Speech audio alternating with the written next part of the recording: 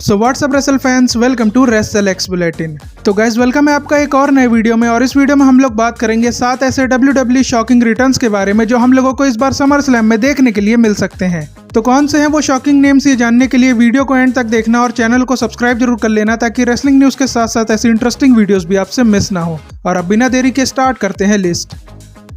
List में सबसे पहला नाम आता है लिव मॉर्गन का, जिन्हें इंजरी की वजह से WWE से ब्रेक लेना पड़ा। नहीं तो लिव मॉर्गन समर स्लैम के मैच कार्ड में डेफिनेटली होती, जहां पर वो अपनी टैग टीम चैंपियनशिप को डिफेंड करने वाली थी। बट उनकी सडन इंजरी की वजह से WWE को सारे प्लान्स को कैंसिल करना पड़ा। और अब रॉ के शो पर WWE ऐसा दिखा रही है कि लिव मॉर्गन इतना जल्दी रिटर्न नहीं कर पाएंगी। बट यहाँ पर ही मेजर ट्विस्ट हम लोगों को देखने के लिए मिल सकता है, क्योंकि रॉ पर जजमेंट डे के सेगमेंट्स में लिव मॉर्गन के नाम को बार बार यूज किया जा रहा है, जिसकी वजह से ऐसा हो सकता है कि लिव मॉर्गन समर स्लैम में अपना रिटर्न करके सबको शॉक कर दें। क्योंकि वैसे भी WWE ने उनके रिकवरी टाइम के बारे में कोई भी डिटेल शेयर नहीं की है, जिससे उनके रिटर्न की पॉसिबिलिटी और भी ज्यादा बढ़ गई है। और अगर आपको याद हो तो पिछले साल रिया रिप्ली को भी शोल्डर इंजरी हुई थी, जिसकी वजह से उन्होंने वर्ल्ड हेवीवेट चैंपियनशिप को रिलिंक्विश कर दिया था। बट वो काफी जल्दी इंजरी से ठीक होकर वापस भी आ गई थी। और इसी वजह से लिव मॉर्गन के केस में भी ऐसा हो सकता है कि वो समर स्लैम में रिटर्न करके सबको शॉक कर दे।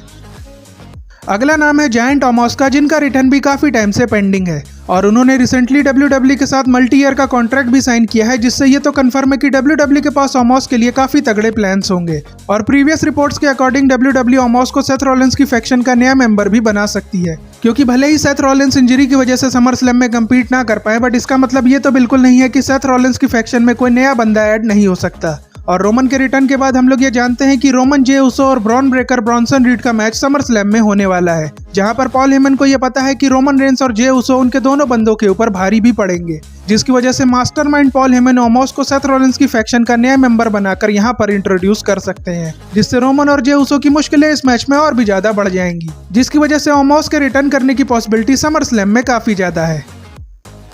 लिस्ट में अगला नाम है सराया AKA पेज का, जिनके रिटर्न का वेट फैंस काफी टाइम से कर रहे हैं। क्योंकि AEW से अलग होने के बाद पेज अपने हर इंटरव्यू में यही बोलती हैं कि WWE अगर उन्हें कॉल करती है तो वो डेफिनेटली WWE में रिटर्न करेंगी, जिसकी वजह से इवोल्यूशन PLE में उनके रिटर्न करने की पॉसिबिलिटी काफी ज्यादा थी। बट वहां पर पेज का रिटर्न नहीं हुआ, जिससे फैंस काफी ज्यादा डिसअपॉइंटेड थे। तो उस पर पेज ने ट्वीट करके फैंस को सॉरी भी बोला था। और क्रिस वॉन के पॉडकास्ट में सराया ने यह भी बताया कि वो पेज वाले गिमिक को बहुत ही ज्यादा मिस कर रही हैं, जिसकी वजह से उनके समर स्लैम में रिटर्न करने की पॉसिबिलिटी और भी ज्यादा बढ़ गई है। और इसी वजह से हो सकता है कि समर स्लैम में किसी वुमेन्स वर्ल्ड चैंपियनशिप के मैच के बाद पेज अपना रिटर्न करके सबको शॉक कर दे। नेक्स्ट नेम है रोंडा राउजी का, जिनके रिटर्न के बारे में सच कहूं तो कोई भी रूमर सोशल मीडिया पर नहीं चल रहा है, क्योंकि कोई भी रोंडा राउजी को WWE में अभी एक्सपेक्ट नहीं कर रहा है। बट मेरे हिसाब से रोंडा राउजी के रिटर्न करने की पॉसिबिलिटी तो है, क्योंकि UFC और TKO बोर्ड के साथ रोंडा के काफी बढ़िया रिलेशन है और रोंडा अभी फिट है। और उन्होंने अपने इंटरव्यूज में ये भी बोला है कि वो ट्रिपल एच एरा में WWE में काम जरूर करेंगी। और तो और शेना बेजलर, जो रोंडा राउजी की बेस्ट फ्रेंड है, जिन्हें WWE ने रिसेंटली फायर किया था, बट उनके बारे में अब ये पता लगा है कि वो NXT पर एज प्रोड्यूसर काम करने वापस आ गई हैं, जो रोंडा राउजी के रिटर्न की ओर ही हिंट करता है। क्योंकि हो सकता है कि रोंडा राउजी ने ही डिमांड की हो कि उनकी बेस्ट फ्रेंड अगर कंपनी के साथ होगी तो ही वो WWE में वापसी करेंगी, जिसकी वजह से समर स्लैम में रोंडा के रिटर्न के चांसेस भी बन रहे हैं।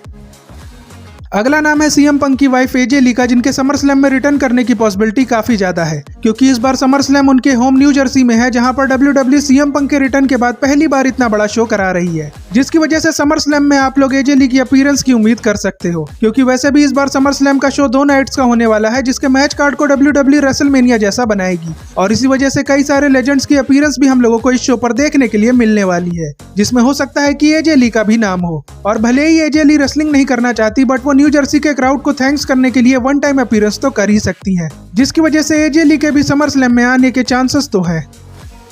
लिस्ट में सेकंड लास्ट नाम आता है बीस्ट ब्रॉक लेसनर का, जिनके WWE रिटर्न की स्पेकुलेशन उनके बर्थडे के बाद से काफी ज्यादा बढ़ गई है। ऐसा इसलिए क्योंकि WWE ने उनके बर्थडे पर अंडरटेकर और ब्रॉक के मैच की क्लिप को शेयर किया था। और 15 महीनों के बाद पहली बार WWE ने ब्रॉक की शर्ट को फिर से अपने स्टोर पर सेल करना स्टार्ट कर दिया, जिसकी वजह से ऐसा लग रहा है कि WWE और ब्रॉक लेसनर के बीच बातचीत हो चुकी है और WWE ने ब्रॉक को एक फाइनल रन के लिए कंपनी में लाने का प्लान बना लिया है। और इसी वजह से ऐसा हो सकता है कि समर स्लैम के मेन इवेंट में जब जॉन सीना अपनी विक्ट्री को सेलिब्रेट कर रहे हो तो उसी टाइम ब्रॉक लेसनर का शॉकिंग रिटर्न हो और जॉन सीना और ब्रॉक लेसनर के फेस ऑफ के साथ इस बार की समर स्लैम का एंड हो।